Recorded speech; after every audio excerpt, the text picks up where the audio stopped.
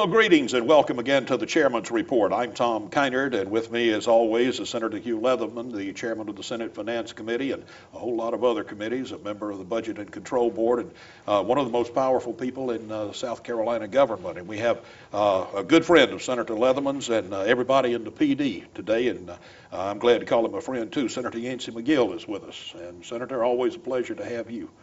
Thank you, Tom. Delighted to be here. Thank you, sir. Senator Leatherman was first elected to the South Carolina Senate in 1980, and you've served continuously ever since. Senator, you think you've been there just about every day since 1980, huh?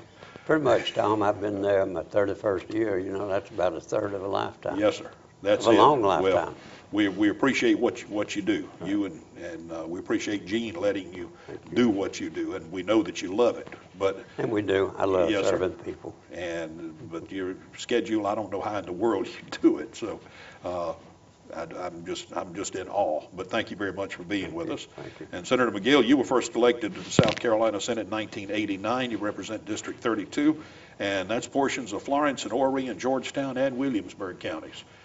You get to eat all kinds of barbecue, don't you? Wonderful area. Fine people, I can tell you. Yes, sir. It is. You are the chairman of the NESA, Northeastern Strategic Alliance, and we'll talk about that in just a few minutes because I know you're excited about it. Yes, we are. And you and your lovely wife, Pam, reside in Kingstree. Yes, and, thank you, sir. That's a good place to grow son-in-laws. Yes, it is. I found out that. All right. First, we get started, both senators. Top legislative issues that you've run across this year? Tom, we've had an interesting session this year. One of the big issues, maybe more in other parts of the state than ours, I'm not sure, is immigration. Mm-hmm. That's a huge issue with the Senate, and we've been on that now for probably a couple of weeks. We finally resolved that last Thursday.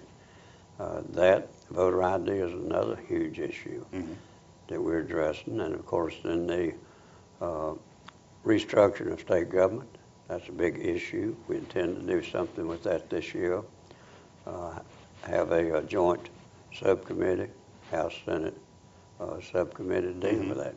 We're going to come up with something and put more things into the governor's office, but we'll be careful and evaluate very carefully the things that we put there. Certain things should be there. Other things probably continue to need to be looked at by more eyes than one. All right, sir. And what you're doing is a permanent thing. So absolutely, yes. You can't take one personality and look at it that way. It's not a personality thing. It's yeah. just for better government in our state, serving people better. All right, sir. Senator McGill, what you think about legislative issues? We have already started with the appropriation bill. Some years ago, Chairman Leatherman appointed me chair of the Natural Resources and Economic Development Subcommittee. There are 25 state agencies out of some 80 agencies in this state that we chair their budget, and I can tell you that it's really a major hardship for a lot of these agencies, the same as citizens across this state. You simply can't spend money that you don't have, and we've already met with some 7 or 8 of these agencies in Columbia.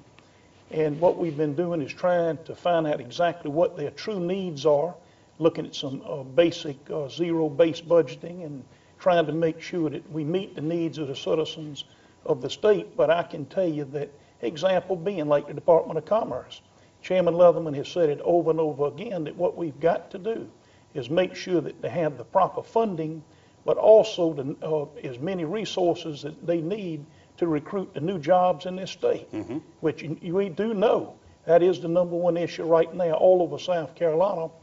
But so the appropriation bill, we're going to get into it real thick here very shortly. Chairman Leatherman, I don't know how he does the work that he does. Picture some 300 people trying to get in and see him daily, not weekly, trying to get in to see him. But also reapportionment is coming very quickly. Oh, yeah. Yes, sir. Where our Senator McConnell has already set up a number of public forums. One of the public forums will be right here in Florence, where the citizens will be able to come in from the surrounding region. We're talking about going from 85,000 citizens up to about 100 to 100,500 citizens. And so I can't help but think that that's going to be another tedious process, but it's a process that will be fair, that it will have to stand Justice Department approval in Washington, but it will make a big difference knowing that we have a seasoned person like Senator McConnell, who is chairing the Judiciary Committee. Senator Leatherman, just a few weeks ago, I had the honor of going to Lieutenant Governor Ken Ard's office, Yes. and you were on the radio with me, and that's one thing we talked about was We did. reapportionment. We did. And it was amazing to find out. Everybody's excited because we're going to have a 7th congressman. But when that happens, as Senator McGill alluded to, that changes everything. The senators and everything else from the states. So it's not just carving out one more congressional seat. Right. Tom, you're right, and Senator McGill just touched on this. We go from 86,000 to 100,000 per Senate district. And of course, that means that you still have 46 senators. That's the Constitution. Right. And you have 124 House members. That's the Constitution. So the House districts will get larger.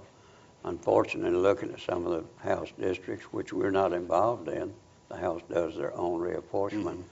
Probably going to have some House members pitted against each other, I suspect, before Really? this is over. Wow. It's going to make for some interesting politics. Yes, it will. In the next few months. Very good. Now, we've heard you say many times that the answer to the down economy is jobs and jobs and jobs. And right here in the PD, now we have QVC, we have Monster.com, Johnson Controls, Heinz is starting to hire. Right. They're going to be up at full speed before too long. We're all excited about that. What can we do to get other people like that in here? Tom, we're working constantly. Senator McGill, of course, chairs NISA Alliance, Northeast Strategic Alliance, and does a great job. And we're working that. We have staff that works on that constantly.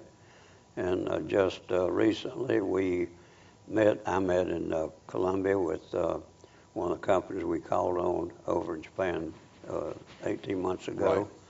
And they've been in here, brought their engineers in, looked at a vacant building we've got located in the area. We're not at liberty to say what that is right now, but they're very interested. They've been back the second time, so we're excited. And we go to Japan on those trade missions, trying to attract companies in here. Just this past fall, Senator McGill and I, along with others, went to Nashville. This is a Southeast U.S. consortium. It goes all the way back to 1974. Been there a long time. Yes, sir. One year, the 9 southeastern states go to Japan. The next year, Japan comes to one of the 9 southeastern states. So assume that we'll be going back this fall. It's a tough trip. People say to me, Senator Boyd, I wish I could do that. They just wish they could do that, Tom. The flight is anywhere from 14 to 16 hours long, one setting in an airplane that period of time. It's really strenuous on people, absolutely. Yes, sir. But you got to be able to hit the ground running when you get there. That's it. You're making calls. You got to be fresh. You got to look like you're up and ready to talk to them, whether you are or not. We always look that way. I can tell you that. We go in with a smile on our face, arms open, and say, please come to the PD section of South Carolina. Very good. And I know that thoughts and prayers of everybody go to the Japanese people for the the tragic earthquake they've had, the problems with the nuclear plants and everything, and that when you go over there, then maybe you can bring some of these folks back and set them up into PD. Tom, we'll be trying. Of course, over the years, Senator McGill and I have gone to Japan a good many times. We've made personal friends over there. Yes, sir. The chairman of that Mitsubishi Sumitomo over there is a personal friend of ours. I hope, I intend to email him. I hope he and his family are okay, but you never know. Yes, sir. Yes, sir. That's right. Well, Senator McGill, as chairman of NISA, the Northeastern Strategic Alliance, can you tell us just a little bit about what NISA is and then how you go about recruiting business? It's all about partnerships. I can tell you now that the NISA organization started some 12 to 13 years ago. We have organized it as one of the finest economic alliances in the state of South Carolina, and for that matter, probably the southeast of this country. We're an economic alliance. We took a very hard look at what was the potential that we had as far as infrastructure all over this region. We have also looked at the 9 counties that we have, where Florence and Horry County are the actual hubs of the Economic Alliance. And I can tell you that we have built great partnerships with the other alliances across South Carolina. We right now are in the thick of things. I can tell you we have a web page that's up that makes a big difference all over South Carolina, specifically in this region. We had, for example, this past month, we had a unique 2,500 direct hits that are wanting to talk to us about industry in this region. It wasn't many years ago we didn't have that type of contact, just a handful. But now you're talking thousands and thousands of opportunities each and every day, and in the last 12 months, NISA has reached out to 3,640 different industries, making contacts with these industries, seeing if they're willing to locate right here in the NISA region of South Carolina. Chairman Leatherman will tell you, he is a state senator and he represents the entire state. Right. But he has a deep love for Florence and this region of South Carolina. And a lot of the successes that we see occurring today are happening because Chairman Leatherman, Joe King, Charlie Good, all of those, the big partnership that's here, is they work hard and they stay focused and they have monthly meetings and they'll meet at the drop of a pencil to see if they can put together opportunities for this region. But I can't help but think about the infrastructure that we have, whether it be the airport here in Florence, the airport down in Myrtle Beach. Can't help but think about the interstates that we have, the Port of Charleston, the Port of Georgetown. Cannot help but think that the rail, which is very advantaged, dual rail that we have right here in this region of the state. And so things are happening big. It's a different day. It's a new day. And I can tell you now there's a lot of other alliances that are envious of what we're doing. But we tell them don't be envious. Organize, get everybody together. We have 9 of the finest economic developers anywhere in the country that are located right here in the NISA region. And so think about it. With Bobby Hitt, the new Secretary of Commerce, we had him down here at Francis Marion University only a few weeks ago. Right. What a relationship we have with the Department of Commerce. And that's what it's all about, building those partnerships and making a difference. How many new jobs? I know of right now 1,500 direct jobs that we brought in the last few months, 130 million in capital investment. And I know right now here in Florence there are a number of opportunities that Chairman Leatherman is working on directly over in Darlington, Dillon County, the surrounding counties, saying, listen, we in this together. If Florence prospers, all the surrounding counties prosper. And so we love it. Right. You are on the NISA board also, and Yes, been very much yes, involved with it. And Senator McGill mentioned Joe King, who is he's the economic developer he from does a Florence great County, job, Tom. and President Charlie Gould of Florence Darlington Tech. How does NISA work with the partnership, Florence County Partnership, Economic Development? Really work well. If we have an industry that wants to come in and look, whether they attract it or NISA attracts it, we complement each other. We meet with that industry. We lay out the benefits being in the PD. And once we see a company come in here and begin to look at us, we lock arms and go after them. There you go. Very good. All right, sir. BMW opened shop years ago, thanks to Governor Campbell, up in the Greenville area. And there were a lot of spinoffs from that, and they're all over the upstate. And you were instrumental. In fact, the head vice president for Boeing said if it hadn't been for you, Boeing wouldn't be in Charleston right now. They're going to have a lot of spinoff businesses. Already one in Marion County. Do you think we're going to get some more here in this area? Tom, we will, all over eastern South Carolina from Columbia on down. There'll be an awful lot of spinoffs. We're going to see additional spinoffs here in the PD section that give you an idea of how we are able to help on that. The special schools section of the technical schools is training the Boeing employees. And I called in the head of the gentleman in Columbia, and I said, you're training the Boeing employees, and you're training them down in Charleston. I understand that's it. I said, but I want some of those employees trained at Florence Darlington Technical College. He said, well, since the jobs are down in Charleston, I said, I understand that. Give our people a chance.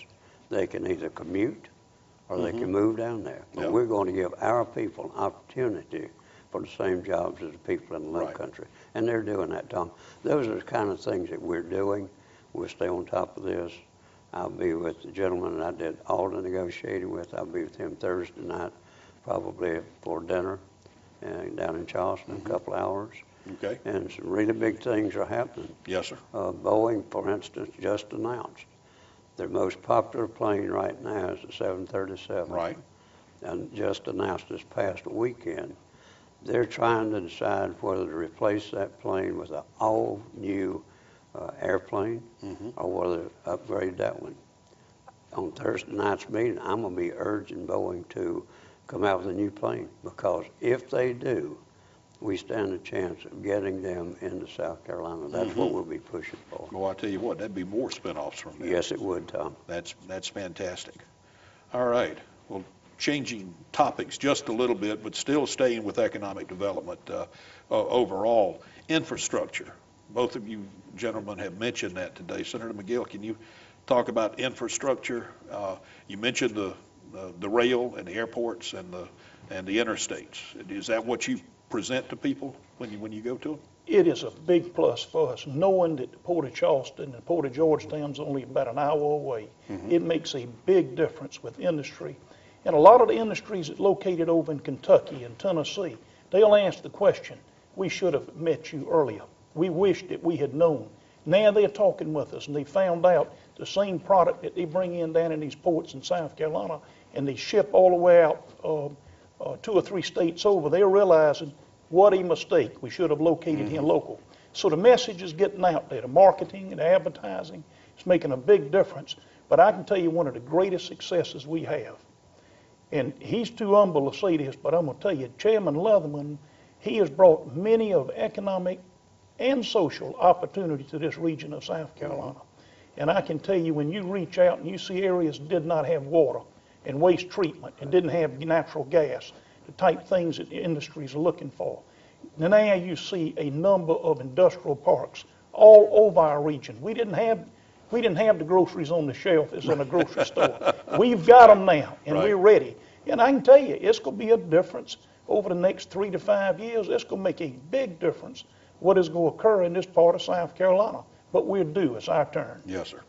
Things are turning around. Tom, they're turning around. Just this past week, a group of people looking at a mega site right here in the Florence area, Florence County. Okay. Asked me to set a meeting with Governor Haley. I did that. Went in with them. The potential there is just unbelievable. It's looking like 1,600 acres in one mega site. Wow. It's got all the things that it needs. Got the rail, the interstates, the gas, the power. And so, Tom, a site like this is something that automobile companies would look to. They've got to have huge sites. You can't have a 100-acre or 200-acre site for them. Right. So Governor Haley was very cordial, listened very carefully, and told us in that meeting that she would direct Secretary Bobby Hitt to get on this and let her know what the potential was. Okay. Those are the kind of things that take place that really make a difference in people's lives. Yes, sir. Yes, sir. That is true. And Senator, we thank you, because I know I could go down the list of some of these companies I've already mentioned that you went to them and you sat down and you said, okay, what can the state of South Carolina do? What do you want? And you got it, and they are here, and we appreciate it. Providing jobs for our people, Tom, and that's it. what it's all about. Yes, sir. You mentioned that. We went up to Westchester, Pennsylvania, QVC. Went up there, and of course Joe King does a fabulous job, and he had worked with these people and had them ready to come to the closing table. Asked me to go up with him. We did that, along with Charlie Gould and others, Chairman Rusty Smith and others. And we closed that deal before we left there that day. Yes, sir. And they said, what will it take to get us to come? I said, you tell us what it'll take to get you to come, and let us work on that. Yes, sir. And they're doing great business. Absolutely. And expanding. Yes, sir. Well, just a few weeks ago, each of you were honored in South Carolina with the State Chamber of Commerce Business Advocate Award. And Senator Leatherman, you just received the Charlestown Award. I What did. do awards like this mean to you? Tom, it's a great honor. It's very humbling to get awards like this. But the real reward for me is providing jobs for our people, serving our people. I love to serve people, and I think that I get more reward out of that than anything else that I do. Very good. And Senator McGill, what do you think about getting these awards? Well, I'm a lot like Chairman Leatherman. We appreciate it, very much so. But the fact remains that it's a message to the citizens that we are making a change. We are improving the community economically and socially. But what it means is there's a strong partnership in this region where we all are pulling together and we're making a difference. And it's amazing when you have two of the 4 senators that received that recognition from the State Chamber of Commerce that are seated here with you today. We're active. We're not taking a back road. Right. Chairman Leatherman told all the legislative members in this area, let's work closely with the governor.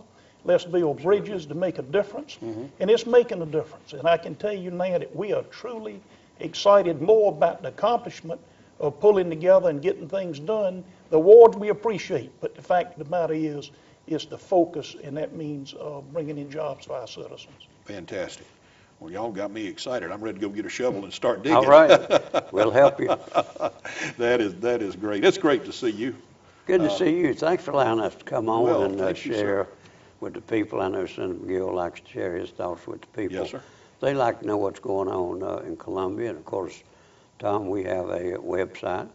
And, of course, we have Facebook. And we have Twitter, whatever that is. I've never figured it out. I've never done a tweeter or a texting either. But we get that out on a regular basis. Tell the folks back home what's going on in the General Assembly. And if they want to get on their list, if they're not on that list, if they'll contact the Senate office in Columbia. Did you think when you first got into state legislature that we'd have things like Twitter and Facebook and all this? Tom, I love all of it, but I can tell you, Chairman, whenever he runs for re-election, and when he's not running for re-election, he's always out there shaking hands, going from store to store and community by community. And that's what we try to do. We try to reach out and grab that hand so that people know that there's a real Chairman Leatherman and a There real you go. Yancey McGill. Yes, sir. But I would like to say this, Chairman, thank you for allowing me to come on your program today. Thank you for I coming. love the philosophy of Governor Carroll Campbell that you can't tax or borrow yourself out of debt. You've got to grow the economy, and that's the philosophy that you've lived by ever since I've ever known you, Yep. Chairman Leatherman. And so with that, we thank you. Very good.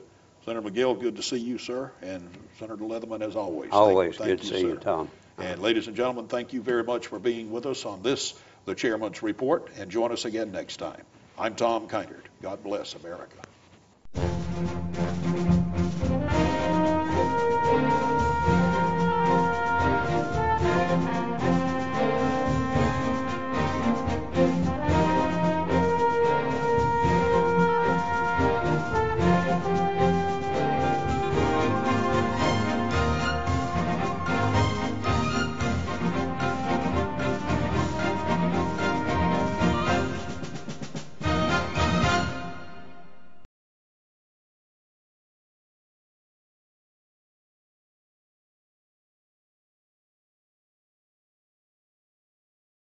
Hi, I'm David Beasley. And I'm Jim Hodges. Although we belong to different political parties, we've always remained friends and agree on a great many things. We believe in education and the importance of acquiring a baccalaureate degree. We encourage you to consider Francis Marion University, a wonderful institution with an extraordinary faculty, a beautiful campus, and the most affordable tuition in the state. FMU strongly emphasizes outreach and opportunities to learn through service. So you not only prepare academically, you prepare for life.